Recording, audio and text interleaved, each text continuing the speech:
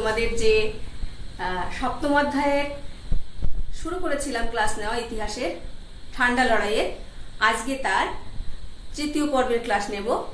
এই তৃতীয় পর্বে আমাদের আজকের পাঠ ঠান্ডা লড়াইয়ের অগ্রগতি 1942 থেকে 1948। 1942 থেকে 1948 এই সময়ের মধ্যে ঠান্ডা লড়াইয়ের অগ্রগতি, এটা আমরা আলোচনা করব। সেই সঙ্গে আলোচনা করব ট্রুম্যান নীতি। ট্রুম্যান নীতি। তো চলো আমরা প্রথম আলোচনা শুরু করি।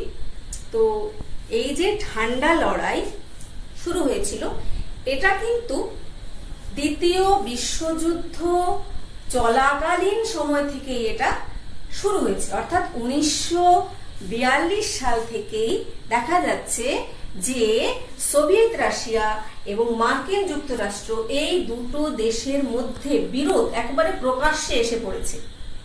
কেমন?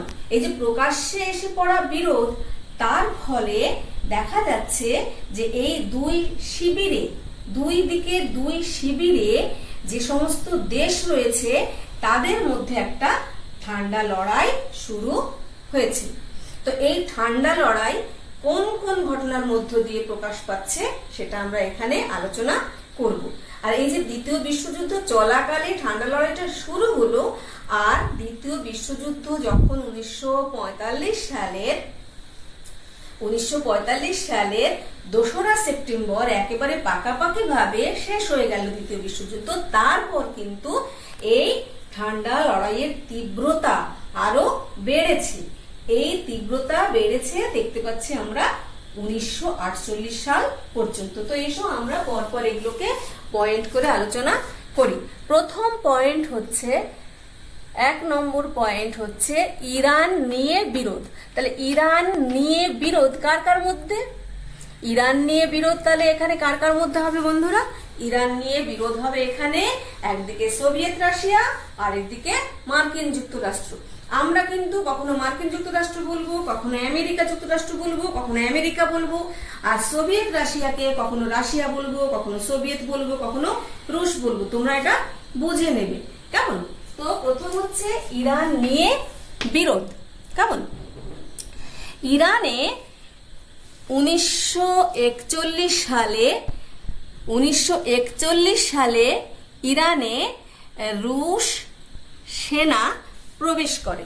1941 সালে ইরানে রুশ সেনা প্রবেশ করেছিল এবং ব্রিটিশ সেনা প্রবেশ করেছিল। কেন? যাতে অক্ষশক্তি মানে হচ্ছে জার্মানি, ইতালি, জাপান, এই অক্ষশক্তি যাতে ইরানের তৈল সম্পদ ব্যবহার করতে না পারে, সেই জন্য অক্ষশক্তি যাতে ইরানের তৈল সম্পদ ব্যবহার করতে না পারে, সেই জন্যে ব্রিটিশ সেনা আর রুশ সেনা, তখন তারা মিত্রপক্ষ ছিল, তারা কোথায় গেল? তারা ইরানে প্রবেশ করলো। এবং সেই সময় তাদের মধ্যে কথা হয়েছিল যে যখন যুদ্ধ শেষ হয়ে যাবে তখন ব্রিটিশ সেনা এবং রুশ সেনা তারা ইরান ত্যাগ করবে। কিন্তু এই যে রুশ সেনা ইরানে গেল, তারা কিন্তু তাদের মানে রুশ সেনা মানেই জানবে যে কমিউনিস্ট বা সাম্যবাদী। তারা কি করলো? তারা ওই ইরানের আভ্যন্তরীণ ব্যাপারে হস্তক্ষেপ করতে শুরু করলো। মানে ইরানের যে সমস্ত কমিউনিস্টরা ছিল তাদেরকে রুশ কমিউনিস্টরা মদত করতে লাগলো। ফলে সেখানকার যে, অর্থাৎ ইরানের যে বিদ্রোহীরা ছিল, ইরানের যে কমিউনিস্টরা ছিল, তারা ওখানে যে রুশ মদতে, অর্থাৎ রুশ কমিউনিস্টদের মদতে ইরানের কমিউনিস্টরা তুদে দলের, ইরানের কমিউনিস্ট যে দল সে তারা তুদে দল, তারা বিদ্রোহ করলো। কাদের বিরুদ্ধে? তাদের দেশের রাজতন্ত্রের বিরুদ্ধে এই বিদ্রোহটা হলো। তারপর ওখানে ওদেরই পাশে আরেকটা দেশ আজারবাইজান, সেই আজারবাইজান সেখানে স্বাধীন প্রজাতন্ত্র প্রতিষ্ঠিত হলো। এইটা দেখে তারা আরো উৎসাহিত হয়ে কি করলো? উত্তর ইরানের এবং অন্যান্য প্রদেশের যে কমিউনিস্টরা ছিল তারা একটা কুর্দ প্রজাতন্ত্র গঠন করলো। একটা কুর্দ প্রজাতন্ত্র গঠন করলো। এরপর দেখো রুশ ইরান চুক্তি। তাহলে এই যে রুশ কমিউনিস্টরা ইরানের কমিউনিস্টদের মদত করছে, তার ফলে ইরান কি করলো, ইরান জাতিপুঞ্জে গিয়ে অভিযোগ করলো, নালিশ করলো।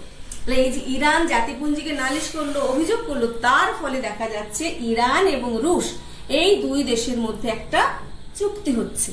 দুই দেশের মধ্যে একটা চুক্তি হচ্ছে, রুশ আর ইরানের মধ্যে একটা, এই যে রুশ ইরান চুক্তি।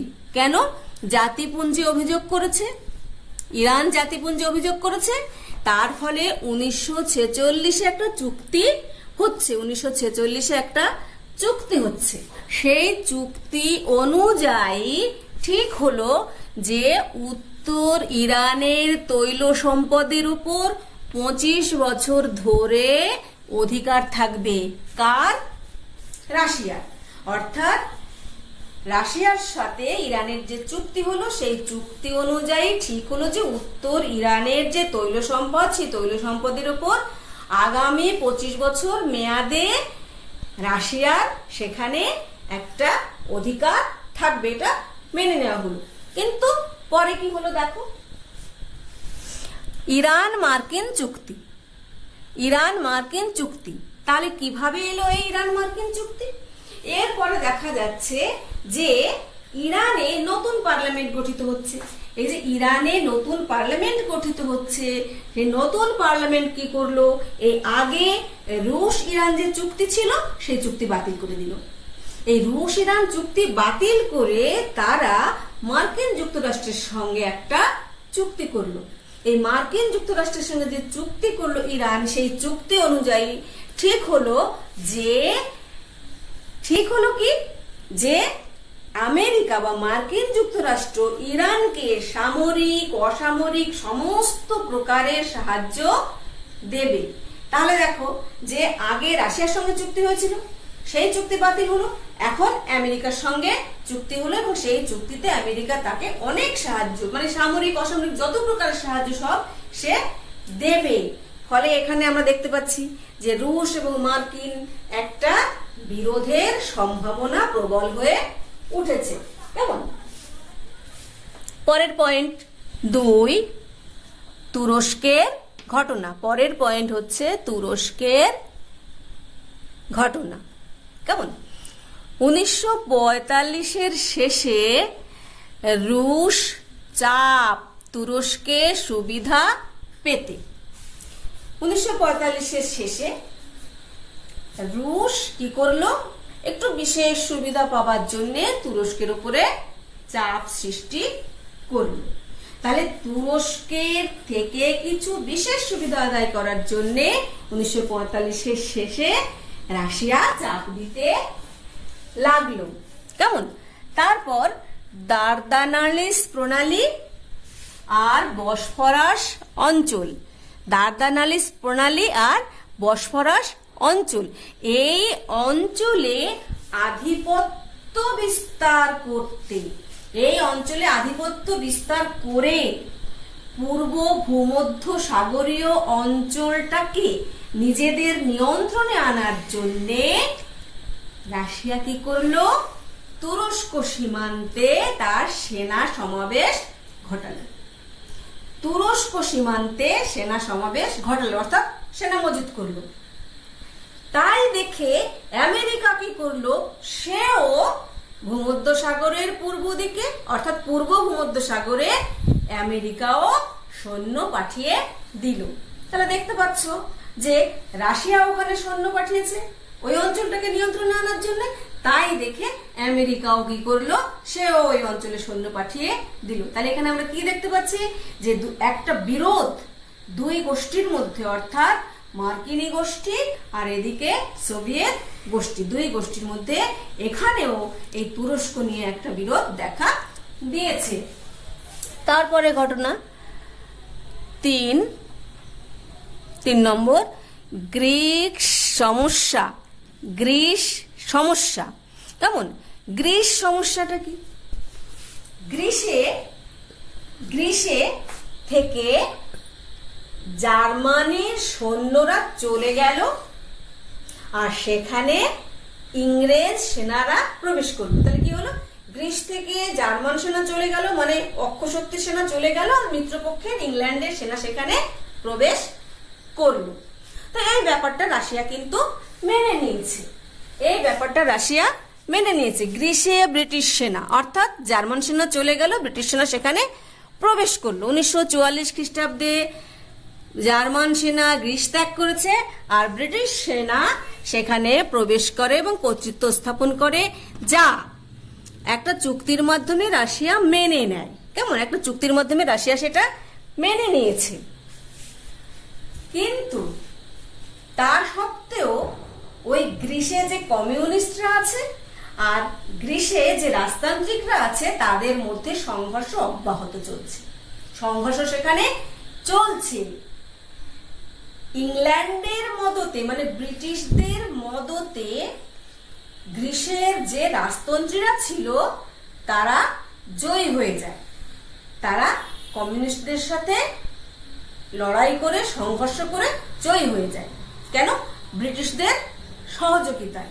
আর কমিউনিস্ট যারা ছিল ওখানকার তারা পার্বত্য অঞ্চলে আশ্রয় গ্রহণ করে। এরপরে নির্বাচন হয়, সেই নির্বাচনে দেখা যাচ্ছে যে রাজতন্ত্রীরা জয়ী হয়। তাহলে দেখো, রাজতান্ত্রিক সরকার প্রতিষ্ঠা, রাজতান্ত্রিক সরকার প্রতিষ্ঠা, রাজতান্ত্রিক এবং কমিউনিস্ট এদের মধ্যে সংঘর্ষ হচ্ছে, রাজতন্ত্রীরা জয়ী হচ্ছে আর কমিউনিস্টরা পার্বত্য অঞ্চলে আশ্রয় নিচ্ছে।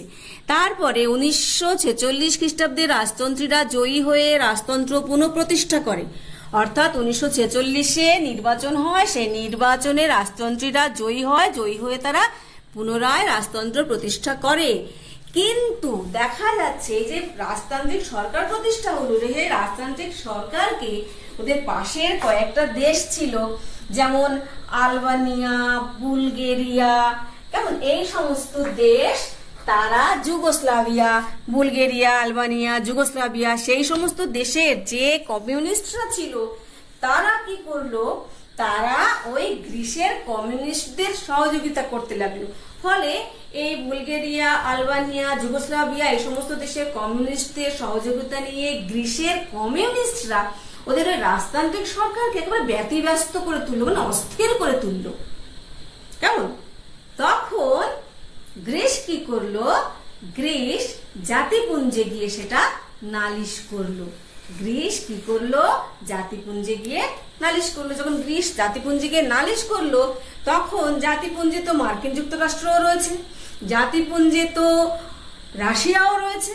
রাশিয়া কি করলো, কমিউনিস্টদের পক্ষ নিল, আর মার্কিন যুক্তরাষ্ট্র কি করলো, সে রাজতন্ত্রীদের পক্ষ নিল। এইভাবে সেখানেও আবার একটা বিরোধ জমে উঠছে। দেখো, রুশ মার্কিন বিরোধ কিভাবে, গ্রিসে জাতিপুঞ্জের নিরাপত্তা পরিষদে অভিযোগ জানালে রুশরা কমিউনিস্টদের সহযোগিতা করে আর পশ্চিমী দেশগুলি রাজতন্ত্রের সমর্থন করে। এই সময় ব্রিটিশরা অর্থাৎ ব্রিটেন আমেরিকাকে জানালো যে তোমরা আগেই জানো যে গ্রিসে কারা আছে, কাদের সেনা আছে, গ্রিসে কাদের সেনা আছে, ব্রিটিশ সেনা রয়েছে। কেমন? তাহলে এই সময় আমেরিকাকে ব্রিটিশরা জানালো, ব্রিটিশ গভর্নমেন্ট জানালো যে আমাদের পক্ষে আর এই গ্রিসের প্রতিরক্ষা ব্যবস্থার এত ব্যয়ভার বহন করা সম্ভব হচ্ছে না, আমরা এখন কি করব, গ্রিস থেকে আমাদের সেনা প্রত্যাহার করব, গ্রিস থেকে আমাদের সেনা নিয়ে যাব। সুতরাং যখনই এই কথা ব্রিটেন বলল, তখন আমেরিকা কি করলো, আমেরিকা তো আর গ্রিসকে কমিউনিস্টদের হাতে ছেড়ে দিতে পারে না, তাহলে আমেরিকা এখন ওই দিকে নজর দিল। ফলে আগে তো ওখানে কমিউনিস্টরা ছিলই, রুশদের মদত তো ছিলই, এখন আমেরিকা এসে গেল। তাহলে বুঝতে পারছো ব্যাপারটা কি হচ্ছে, সেই ঘুরে ফিরে মার্কিন যুক্তরাষ্ট্রের জোট আর এদিকে সোভিয়েত ইউনিয়নের জোট, অর্থাৎ গণতান্ত্রিক আদর্শ আর উল্টো দিকে সমাজতান্ত্রিক আদর্শ, দুই আদর্শের সংঘাত এখানে আমরা দেখতে পাচ্ছি। অর্থাৎ এই গ্রিসকে কেন্দ্র করে বিরোধ চরমে উঠেছে। পরের পয়েন্ট দেখো 4 নম্বর, ফাল্টন বক্তৃতা। প্রথম পড়ছে সাম্যবাদের প্রসার। কোথায় কোথায় কোথায় সাম্যবাদের প্রসার ঘটছে? এখানে আমরা দেখতে পাচ্ছি যে সাম্যবাদের প্রসার ঘটছে পোল্যান্ডে, রোমানিয়ায়, বুলগেরিয়ায়। পোল্যান্ডে, বুলগেরিয়ায়, রোমানিয়ায়। একেবারে সাম্যবাদের প্রসার নয়, সাম্যবাদী সরকার প্রতিষ্ঠিত হয়েছে সেখানে। তাহলে পোল্যান্ডে, বুলগেরিয়ায়, রোমানিয়ায় এই সমস্ত জায়গায় সাম্যবাদী সরকার প্রতিষ্ঠা হয়ে গেছে। দেখো, কমিউনিস্ট শাসন প্রতিষ্ঠা হয়েছে কোথায়? পোল্যান্ডে, বুলগেরিয়ায়, রোমানিয়াতে। তারপর গ্রিস, তুরস্ক, ইরান, গ্রিস, তুরস্ক, ইরান এই সমস্ত জায়গায় কমিউনিস্টরা একেবারে অতি সক্রিয় হয়ে উঠেছে। কমিউনিস্টরা অতি সক্রিয় হয়ে উঠেছে। ফ্রান্সে ও ইতালিতে যে নির্বাচন হয় সেই নির্বাচনে কমিউনিস্টরা দারুণ সাফল্য অর্জন করেছে। অর্থাৎ দেখা যাচ্ছে যে পূর্ব ইউরোপের দেশগুলোতে সাম্যবাদের একেবারে প্রসারে প্রসারে ছয়লা, সাম্যবাদের ব্যাপক প্রসার ঘটেছে। কোথায়? পূর্ব ইউরোপের দেশগুলিতে। তাহলে সাম্যবাদের প্রসার ঘটছে। ঠিক এই সময় চার্চিলের বক্তৃতা 1946-এর 5 মার্চ আমেরিকার মিসৌরি প্রদেশের ফাল্টনের ওয়েস্টমিনস্টার কলেজে। তাহলে কি বললাম? 5 মার্চ 1946 আমেরিকার মিসৌরি প্রদেশের ফাল্টনের ওয়েস্টমিনস্টার কলেজে প্রাক্তন ব্রিটিশ প্রধানমন্ত্রী উইনস্টন চার্চিল, এখন উনি প্রাক্তন, তাহলে বর্তমান এখন কে আছেন ব্রিটিশ প্রধানমন্ত্রী? Clements Attlee. এই ক্লেমেন্টস এটলি যার সময় ভারতবর্ষ স্বাধীন হয়েছিল, তোমরা পড়েছো নিশ্চয়ই বা পড়বে, তোমাদের আছে। তো এই উইনস্টন চার্চিল একটা বক্তৃতা দেন এই ওয়েস্টমিনস্টার কলেজে ফাল্টনের। তো সেই বক্তৃতায় তিনি রুশ প্রসার সম্পর্কে, রুশ সাম্যবাদের প্রসার সম্পর্কে, এই পূর্ব ইউরোপে রুশদের যে এত প্রসার ঘটছে সে সম্পর্কে তিনি আমেরিকাকে সতর্ক করে দেন। তিনি বলেন যে উত্তরে বাল্টিক সাগরের উত্তরের তীরবর্তী স্টেটিন থেকে দক্ষিণে দক্ষিণে অ্যাড্রিয়াটিক সাগরের তীরবর্তী ট্রিয়েস্ট, তাহলে স্টেটিন থেকে ট্রিয়েস্ট পর্যন্ত এরকমও বলতে পারি আমরা, এই গোটা অঞ্চলটা সোভিয়েত লৌহ যবনিকার অন্তরালে আচ্ছাদিত। এখনই যদি সঠিক উদ্যোগ না নেওয়া হয় তাহলে ভবিষ্যতে ওই অঞ্চলে রুশ সম্প্রসারকে কিছুতেই আটকানো সম্ভব হবে না। সুতরাং আমেরিকার উচিত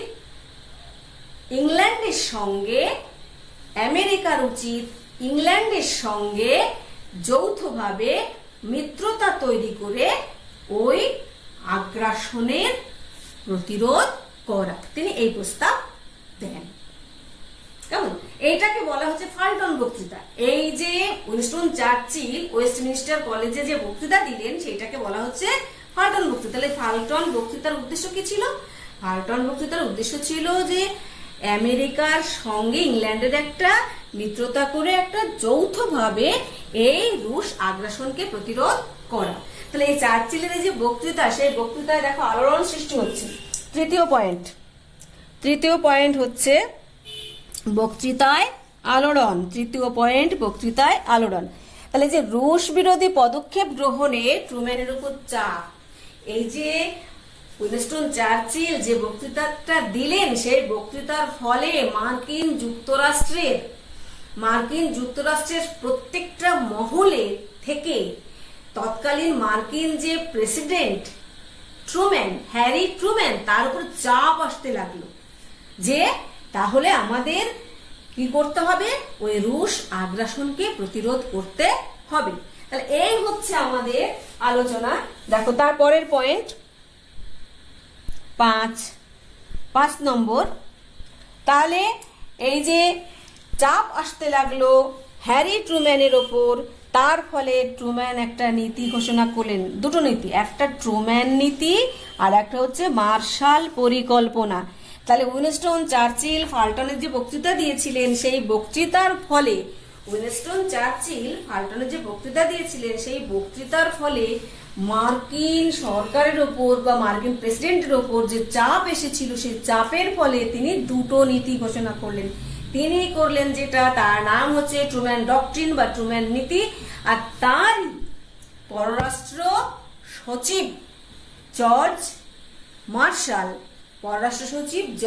মার্শাল তিনি একটা পরিকল্পনা করেছিলেন, তাকে বলা হচ্ছে মার্শাল প্ল্যান বা মার্শাল পরিকল্পনা। তাহলে ওই চার্চিলের বক্তৃতার ফলেই এই যে দুটো পরিকল্পনা, ট্রুম্যান নীতি আর মার্শাল পরিকল্পনা গৃহীত হলো। ট্রুম্যান নীতি ঘোষিত হচ্ছে 12 মার্চ 1947, ট্রুম্যান নীতি ঘোষিত হচ্ছে 12 মার্চ 1947, আর মার্শাল পরিকল্পনা বা মার্শাল প্ল্যান ঘোষিত হচ্ছে 5 জুন 1947। মানে দেখো তাহলে আগে ট্রুম্যান ঘোষণা করছেন ট্রুম্যান নীতি, সেই অনুযায়ী পরবর্তীকালে হচ্ছে মার্শাল পরিকল্পনা 5 জুন ওই একই বছর 1947। তো এই যে দেখা দেখি, তাহলে এগুলো কারা করছে? এগুলো মার্কিন যুক্তরাষ্ট্রে হচ্ছে, এগুলো হচ্ছে মার্কিন যুক্তরাষ্ট্রে। তাহলে এর উল্টো দিকে কারা আছে? এর উল্টো দিকে আছে সোভিয়েত রাশিয়া তো চুপচাপ বসে থাকবে না।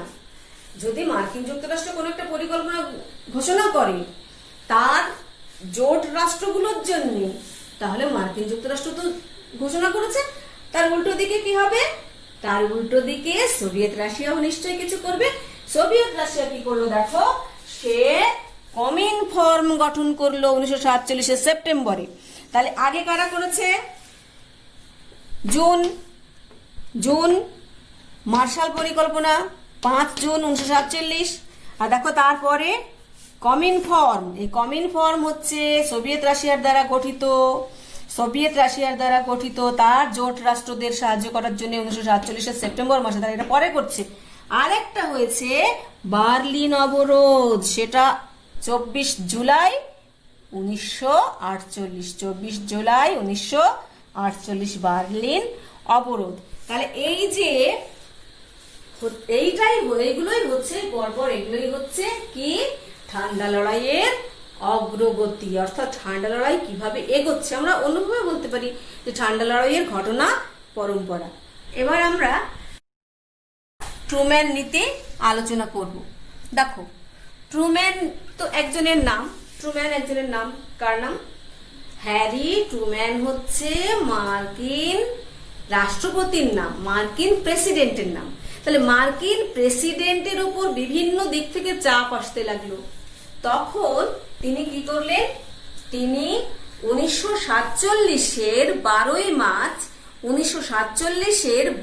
মার্চ মার্কিন কংগ্রেসে তিনি একটা ভাষণ দিলেন। কি বললেন? ট্রুম্যান মার্কিন কংগ্রেসে প্রদত্ত ভাষণে বলেন, তাহলে 12ই মার্চ ট্রুম্যান মার্কিন কংগ্রেসে প্রদত্ত ভাষণে বলেন, কি বলেন? 1 নম্বরে তিনি বলেন যে মুক্ত গণতান্ত্রিক দুনিয়া ও সাম্যবাদী দুনিয়া, অর্থাৎ বর্তমানে পৃথিবী দুটো দুনিয়ায় ভাগ হয়ে গেছে, বর্তমানে পৃথিবী দুটো শিবিরে ভাগ হয়ে গেছে, বর্তমানে পৃথিবী দুটো রাষ্ট্র জোটে ভাগ হয়ে গেছে, যার একদিকে রয়েছে মুক্ত গণতান্ত্রিক দুনিয়া আর অন্যদিকে রয়েছে সাম্যবাদী দুনিয়া বা সমাজতান্ত্রিক দুনিয়া বা সমাজতান্ত্রিক রাষ্ট্র জোট। কেমন? এটা তিনি 1 নম্বরে বললেন। বেশ, 2 নম্বরে তিনি কি বললেন? 2 নম্বরে তিনি বলছেন যে তাহলে মার্কিন যুক্তরাষ্ট্রের দায়িত্ব হচ্ছে যে মুক্ত গণতান্ত্রিক দুনিয়ার দেশগুলির রাষ্ট্রীয় অখণ্ডতা ও স্বাধীনতা রক্ষা। তাহলে তিনি 2 নম্বরে কি বললেন?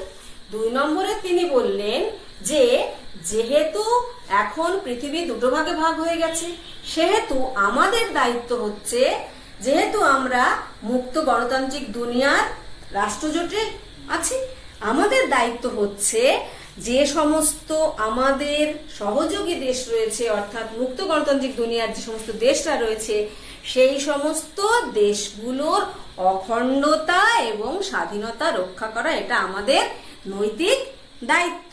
ব্যাস। 3 নম্বরে তিনি কি বলছেন? 3 নম্বরে তিনি বলছেন যে আন্তর্জাতিক ক্ষেত্রে সাম্যবাদের আদর্শ অতি সক্রিয়, যার সমস্ত নির্দেশ মস্কো দেয়। অর্থাৎ তিনি সতর্ক করে দিচ্ছেন যে আন্তর্জাতিক ক্ষেত্রে সাম্যবাদী আদর্শ অতি সক্রিয় বা অতি সম্প্রসারণশীল, আর সেই অতি সক্রিয় বা অতি সম্প্রসারণশীলতার যে নির্দেশ, সেই সমস্ত নির্দেশ বা সমস্ত নিয়ন্ত্রণ কোথা থেকে ঠিক হয়? মস্কো থেকে ঠিক হয়। অর্থাৎ মস্কো থেকে সমস্ত নির্দেশ দেয়। মস্কো কি? মস্কো হচ্ছে সোভিয়েত রাশিয়ার রাজধানী। তাহলে বুঝতে পারছো ইঙ্গিতটা, যে সোভিয়েত জোটের রাজধানী মস্কো থেকে সোভিয়েত সম্প্রসারণের সমস্ত নির্দেশ দেওয়া হয়, যার জন্যে বিভিন্ন জায়গায় বিশেষ করে পূর্ব ইউরোপে এই সাম্যবাদের প্রসার খুব দ্রুত গতিতে ঘটছে। 4 নম্বরে তিনি কি বলছেন? 4 নম্বরে তিনি বলছেন যে বিশ্বের যে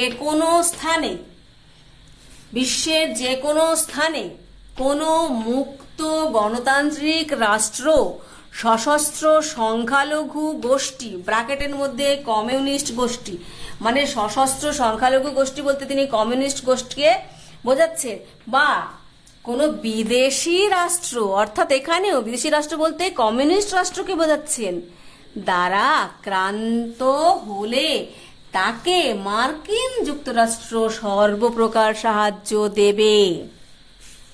অর্থাৎ তিনি কি বললেন?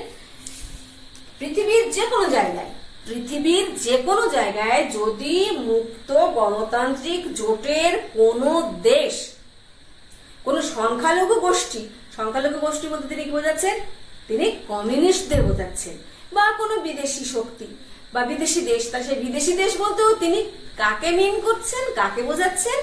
ওই সাম্যবাদী বা কমিউনিস্ট দেশকে বোঝাচ্ছেন। অর্থাৎ এক কথায় বলা যায় যে তাদের মুক্ত গণতান্ত্রিক জোটের কোন রাষ্ট্র যদি কমিউনিস্ট বা সাম্যবাদী দেশের দ্বারা আক্রান্ত হয়, তাহলে মার্কিন যুক্তরাষ্ট্র সেই আক্রান্ত দেশকে রক্ষা করার জন্য সর্বপ্রকার সাহায্য দেবে। এই যে নীতি, এই যে 4টে পয়েন্ট তিনি বললেন, এইটাকেই একসঙ্গে বলা হচ্ছে ট্রুম্যান নীতি বা ট্রুম্যান ডক্ট্রিন। বোঝা গেল? বেশ। এবারে ট্রুম্যান ডক্ট্রিন তিনি কেন নিলেন, ট্রুম্যান নীতি তিনি কেন গ্রহণ করলেন, তার কারণটা আমরা দেখি। কেন, কি জন্যে? তাহলে প্রথমে কারণের 1 নম্বর কারণ হচ্ছে ব্রিটিশ সতর্কবার্তা ও ভিতরের চাপ। ব্রিটিশ সতর্কবার্তা কি ছিল? সেই হাল্টন বক্তৃতায় উইনস্টন চার্চিল কি বলেছিলেন? উইনস্টন চার্চিল সতর্ক করে দিয়েছিলেন আমেরিকাকে যে বলকান অঞ্চল বা বাল্টিক সাগর অঞ্চলটা রুশ প্রভাবাধীনে চলে যাচ্ছে। রুশ প্রভাবাধীন মানে হচ্ছে সাম্যবাদী, রুশ প্রভাবাধীন মানেই হচ্ছে সমাজতান্ত্রিক ধ্যান ধারণার অধীনে চলে যাচ্ছে। আর তিনি বলেছিলেন যে গ্রিস থেকে ব্রিটিশ সেনা প্রত্যাহার করা হবে খুব দ্রুত। সুতরাং সেই দিকে এখন মার্কিন যুক্তরাষ্ট্র যদি না দৃষ্টি দেয়, যদি না নজর দেয়, তাহলে কিন্তু ওই পূর্ব ইউরোপের গোটা অঞ্চলটা, এমনকি অদূর ভবিষ্যতে গোটা ইউরোপটাই সাম্যবাদী বা সমাজতান্ত্রিকদের নিয়ন্ত্রণে বা হাতে চলে যাবে। তাহলে একটা চাপ, এই চাপটা কার উপরে এলো? হ্যারি ট্রুম্যানের উপরে এলো। তাহলে এই যে একটা চাপ, আর ভিতরের চাপ কি দেখো, ভিতরের চাপ আচ্ছা, গ্রিসের থেকে ব্রিটিশ সেনা প্রত্যাহার, বলকান অঞ্চল রুশ অধীনে হবে, এটা হচ্ছে বাইরের চাপ, অর্থাৎ ব্রিটিশ সতর্কতা। কেমন? আর ভিতরের চাপ কি? রিপাবলিক দল, মার্কিন যুক্তরাষ্ট্রের একটা গুরুত্বপূর্ণ রাজনৈতিক দল হচ্ছে রিপাবলিক দল, তারা চাপ দিচ্ছে। মার্কিন পররাষ্ট্র সচিব জর্জ সি মার্শাল তিনি চাপ দিচ্ছেন সহকারী পররাষ্ট্র সচিব, মার্কিন সহকারী পররাষ্ট্র সচিব ডিন অ্যাকশন তিনি চাপ দিচ্ছেন। তাহলে ভেতরের এই চাপগুলো অর্থাৎ রিপাবলিক দলের চাপ, মার্কিন পররাষ্ট্র সচিব সি মার্শালের চাপ, সহকারী পররাষ্ট্র সচিব ডিন অ্যাকশনের চাপ, এদের চাপের ফলে হ্যারি ট্রুম্যান এই ট্রুম্যান নীতি গ্রহণ করতে বাধ্য হলেন। পরেরটা আরেকটা চাপ, এটা হচ্ছে দেশের বণিক ও শিল্পপতিদের চাপ। দেশের বণিক ও শিল্পপতিদের চাপ, বণিক কারা? যারা ব্যবসা করে।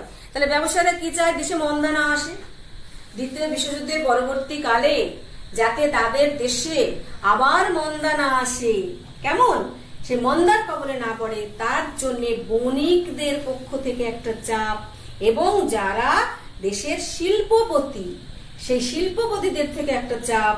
শিল্পপতিদের কি চাপ?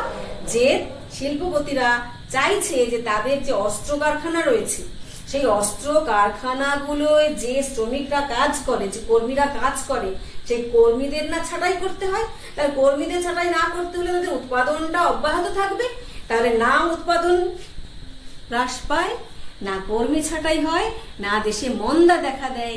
এই জন্য বণিক এবং শিল্পপতিরা কি করলো?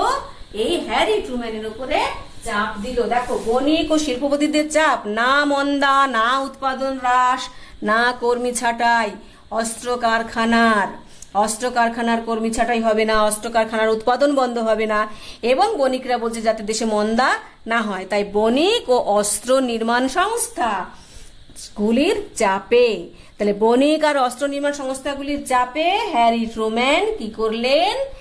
হ্যারি ট্রুম্যান নীতি গ্রহণ করতে বাধ্য হলেন। তৃতীয় আরেকটা কারণ ছিল, সেটা হচ্ছে বিদেশি বাজার দখল। কিরকম? মার্কিন যুক্তরাষ্ট্র এই ট্রুম্যান নীতি ঘোষণা করে পৃথিবীর বিভিন্ন মুক্ত গণতান্ত্রিক দুনিয়ার দেশগুলোকে সে সব রকমের সাহায্য দেবে, আর্থিক সাহায্য দেবে, সামরিক সাহায্য দেবে, যা সাহায্য লাগবে দেবে। তার বিনিময়ে সে বিনা শুল্কে ঋণ দেবে। তার বিনিময়ে সে কি চাইবে? সে ওই সমস্ত দেশগুলোতে তার দেশে উৎপাদিত পণ্যদ্রব্য বিক্রি করতে চাইবে, অর্থাৎ সে বাজার চাইবে। সে তার শিল্প সামগ্রী বিক্রি করার জন্য ওখানে বাজার চাইবে, বাজারের জন্য। তাহলে বাজার দখল করার জন্য, তাহলে বিদেশি বাজার দখল, সাহায্য ও বিনা শুল্কে ঋণ দানের বদলে শিল্পদ্রব্য ও অস্ত্র বিক্রি। তাহলে সে শিল্পদ্রব্য বিক্রি করবে, আর তার এই যে অস্ত্র নির্মাণ সংস্থার যে শিল্পপতিরা তারা কি বলেছে? অস্ত্র বিক্রি করতে হবে, অস্ত্র উৎপাদন হবে, তাহলে সে অস্ত্র বিক্রি করতে হবে। তো তাহলে ওই সমস্ত দেশে সে অস্ত্র বিক্রি করবে, অর্থাৎ সে তার মুক্ত গণতান্ত্রিক জোটের যে দেশগুলোকে সাহায্য করবে সেই সাহায্যের বিনিময়ে সেখানে সে শিল্পদ্রব্য বিক্রি করবে, সঙ্গে অস্ত্র বিক্রি করবে।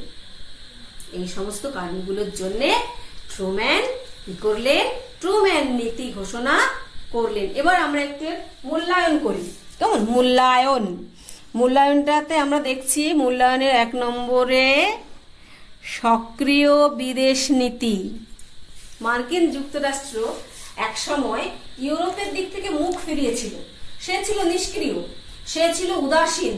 কিন্তু এই ট্রুম্যান ডক্ট্রিন ঘোষণার ফলে এখন কিন্তু মার্কিন যুক্তরাষ্ট্র নিষ্ক্রিয় নয়, উদাসীন তো নয়, বরং সে এখন সক্রিয়, এবং এতটাই সক্রিয় যে বিশ্বের বিভিন্ন প্রান্তে সে এখন হস্তক্ষেপও করছে। ওই সাহায্য দেবার নামে, ঋণ দেবার নামে সে এখন সরাসরি হস্তক্ষেপ করছে। তাহলে কি হচ্ছে?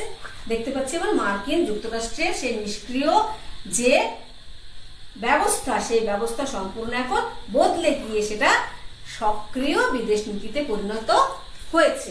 1 নম্বর গেল। 2 নম্বর হচ্ছে ঠান্ডা লড়াইয়ের শুরু। অর্থাৎ যখনই ট্রুম্যান এই ডক্ট্রিন বা ট্রুম্যান নীতি ঘোষণা করলেন, তখনই ঠান্ডা লড়াই শুরু হয়ে গেল। একদিকে ধনতান্ত্রিক দেশ মানে মার্কিন যুক্তরাষ্ট্র, অন্যদিকে সোভিয়েত ইউনিয়ন। দুজনে একদম সমান সমান মুখোমুখি। ফলে ঠান্ডা লড়াইয়ের এইখান থেকে ঠান্ডা লড়াইয়ের বলা যায় যে প্রকৃত সূচনা। একজন আইজ্যাক ডয়েস্টার নামক একজন ঐতিহাসিক বলছেন যে যখনই এই ট্রুম্যান ডক্ট্রিন ঘোষণা হলো, আসলে ট্রুম্যান ডক্ট্রিন ঘোষণা নয়, আসলে এটা ঠান্ডা লড়াইয়ের আনুষ্ঠানিক ঘোষণা। তাহলে একজন ঐতিহাসিক আইজ্যাক ডয়েস্টার তিনি বলছেন যে এই ট্রুম্যান ডক্ট্রিন ঘোষণা আসলে হচ্ছে ঠান্ডা লড়াইয়ের আনুষ্ঠানিক ঘোষণা। কেমন? এটা হচ্ছে আরেকটা মূল্যায়ন। 3 নম্বর হচ্ছে বেষ্টনী নীতি। 3 নম্বর বেষ্টনী নীতি, অর্থাৎ এই নীতির দ্বারা, ট্রুম্যান ডক্ট্রিনের দ্বারা, এই ট্রুম্যান নীতির দ্বারা কি হলো, রাশিয়ার যে বিস্তার ঘটছিল, যে সম্প্রসারণ ঘটছিল, সেই সম্প্রসারণটাকে চারপাশে যেন একটা সীমাবদ্ধ করে বেড়ার মতো দিয়ে দেওয়া হলো, যে না, রাশিয়া যেন আর না এগোতে পারে, আর না বাড়তে পারে, আর কোনো দেশকে না সে নিজের অধীনে আনতে পারে। তাই জন্য বলা হচ্ছে এটাকে একটা বেষ্টন নীতি। কেমন? এই ট্রুম্যান ডক্ট্রিনটাকেই বলা হচ্ছে একটা বেষ্টন নীতি, রাশিয়ার বিরুদ্ধে যেটা মার্কিন যুক্তরাষ্ট্র গ্রহণ করলো। 4 আমরা দেখছি যে এই ট্রুম্যান ডক্ট্রিন নীতির ফলে গ্রিস আর তুরস্ককে অর্থ সাহায্য দিচ্ছে মার্কিন যুক্তরাষ্ট্র। তোমরা জানো, এর আগের আলোচনাটা আমরা দেখেছি যে গ্রিসে কিভাবে সাম্যবাদীদের প্রসার ঘটছে, তুরস্কে কিভাবে সাম্যবাদীদের প্রসার ঘটছে। সেই গ্রিস আর তুরস্ক এই দুটো দেশে মার্কিন যুক্তরাষ্ট্র $40 কোটি অর্থ সাহায্য দিচ্ছে। $40 কোটি অর্থ সাহায্য দিচ্ছে। তার ফলে ওই দেশগুলোতে কিন্তু কমিউনিস্টদের প্রতিরোধ করা গেছে। তাহলে যে গ্রিস তুরস্কে $40 কোটি মার্কিন অর্থ সাহায্যের ফলে সেই দেশে কমিউনিস্টদের আটকানো গেছে, অর্থাৎ কমিউনিস্ট প্রভাব সেখানে বন্ধ করা গেছে। শেষ যে পয়েন্ট মূল্যায়নের, সেটা হলো 5ম পয়েন্ট, আন্তর্জাতিক একটা সংকট দেখা দিয়েছে। আন্তর্জাতিক ক্ষেত্রে একটা সংকট দেখা দিয়েছে। ডিএফ ফ্লেমিং বলছেন যে এই নীতির ফলে আন্তর্জাতিক ক্ষেত্রে চাপ এবং পাল্টা চাপ ছাড়া কোনো সিদ্ধান্ত গৃহীত হবে না। তাহলে ডিএফ ফ্লেমিং কি বলছেন, যে এই যে নীতি ঘোষণা করা হয়েছে সেটা ট্রুম্যান ডক্ট্রিন নীতির ফলে আন্তর্জাতিক ক্ষেত্রে একটা চাপ, মানে মার্কিন যুক্তরাষ্ট্র থেকে একটা চাপ আসলে তার একটা পাল্টা চাপ সোভিয়েত ইউনিয়ন থেকেও আসে, তাই চাপ ও পাল্টা চাপ ছাড়া কোনো সিদ্ধান্ত গৃহীত হবে না যা যুদ্ধ ঘোষণার শামিল। অর্থাৎ এই যে ঠান্ডা লড়াই প্রকৃতপক্ষে শুরু হলো ট্রুম্যান নীতির দ্বারা, সেটা আসলে একটা যুদ্ধ ঘোষণার শামিল। কে যুদ্ধটা ঘোষণা করলো? ট্রুম্যান। কাদের বিরুদ্ধে? সোভিয়েত ইউনিয়নের বিরুদ্ধে। কেমন?